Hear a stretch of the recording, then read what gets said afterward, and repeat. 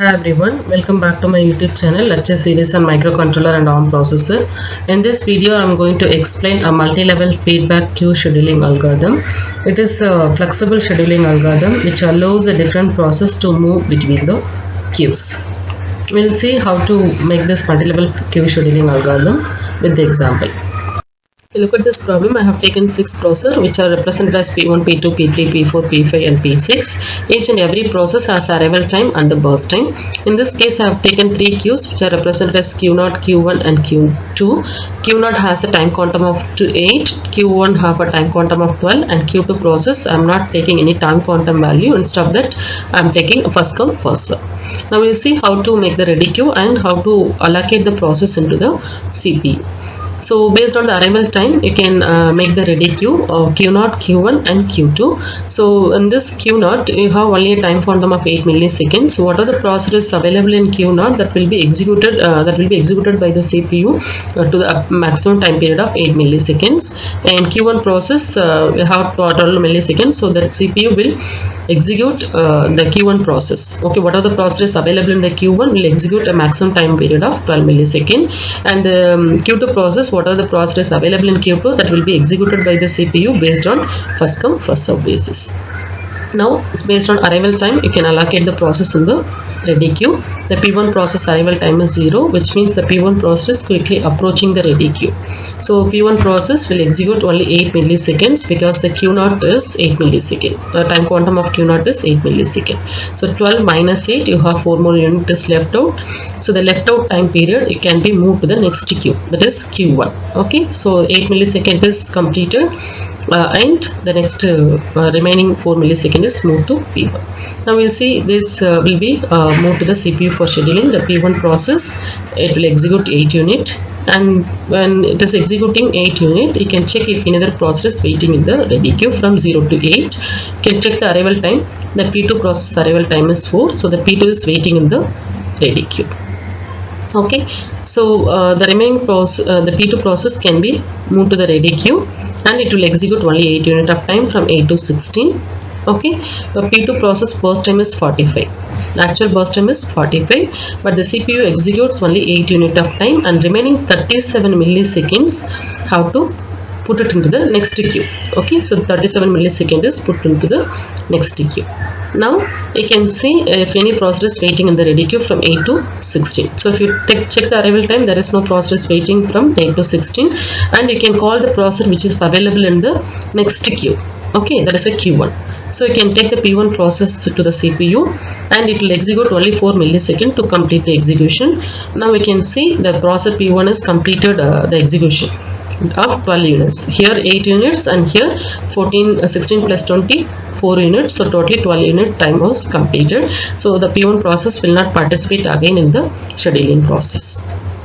Okay, so next is you can call the P2 process because there is no process waiting in the ready queue from 16 to 20. So you can call the process which is available in the next queue, that is a Q1. I am calling the P2 process. The P2 process has totally 37 milliseconds left out to complete the execution. But when you move this process from this Q1, it will execute only 12 units of time by the CPU. Okay, from 20 to 32, 20 plus 12 is 32. So the P2 will execute 12 unit of time, and remaining 25 milliseconds will be moved into the next queue, that is Q2. Okay, so now we can check if any other process is waiting from 20 to 32. Okay, so 20 to 32 you can have two processes which are P3 and P4 process. This is already arrived in the ready queue. So P3 process have only 3 units to complete the execution, but P4 process has total time period of 22 units to complete the execution. So when you move this process to the CPU for scheduling, the P3 process will execute 3 units from 32 to 35. 32 plus 3 is 35, and P4 process will execute 8 units of time, 35 to 43, but it has to execute totally 22 units to complete the execution of P4 process. But here only 8 units is executed, so the remaining unit will be pushed into the next queue. Okay, so remaining unit P4 process remaining unit is pushed into the next queue. that is Q1. Okay, so when the P4 is executing by the CPU, you can check if any process is waiting in the ready queue from 35 to 43. Okay, 35 to 43, you have two processes which are P5 and P6 process. You can move this P5 and P6 process into the ready queue.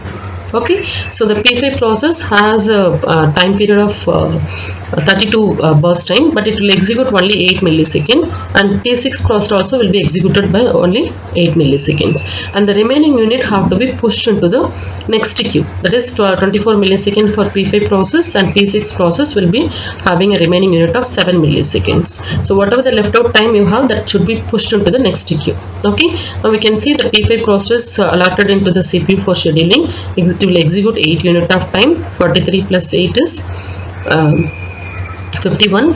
Then 51 plus 8 is 59 for P6 process. Okay, and you can check if another process is waiting in this ready queue from 43 to 51 and 51 to 59. There is no process available in this problem. So what you can do is you can take the processor which is available in the next queue. So the next queue, the processor is P4 process. You can take the P4 process and it will execute only 12 unit of time. Right, so 59 plus 12 is 71, and it has to execute totally 14 milliseconds. Okay, but it completed only 12 millisecond execution, and remaining 2 milliseconds should be pushed to the Q2. Okay, so after that you can call P5 process. The P5 process has to execute totally 12 milliseconds, because you are taking this process from Q1. The Q1 time quantum is 12 milliseconds. Okay, so 24 minus 12, you have 12 more milliseconds left out to complete the execution of P5 process. So this left out time should be moved to the next queue like this. Okay, next you can call P5 process. The P5 process have 7 units to complete the execution. So 83 plus 7 is 90. Okay, so after that you don't have any process in the Q0 as well as Q1. So you can take the process from Q2 directly. Okay, so based on first come first serve basis, you can allocate this process in the CPU. So what is the first process available in Q2? That is P2 process. The P2 process has to execute 25 milliseconds. Okay, so from 90 to 115 it will execute. Okay, because it is not having any time quantum number. So whatever the process available in the Q2 on first come first serve basis, the CPU will execute the process based on the left out time period. Okay, so the P2 process have a left out time of 25 milliseconds to complete the execution. So the CPU will execute a totally 25 milliseconds to complete the P2 process execution. Okay, so 90 plus 25 is equal to 115. Then you can take the P4 process. It has to execute only 2 milliseconds. So 115 plus 2 is equal to 117. It will execute 2 unit of time. Then you can put this P5 process in the scheduling. It has to execute 12 milliseconds. So 117 plus 12 is equal to 129.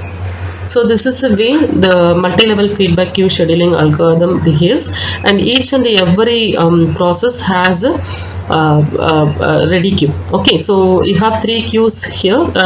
Each and every queue has some quantum number, and if you have some queues that has a first come first serve basis, so based on this you have to allocate the process into the CPU. Thank you for watching.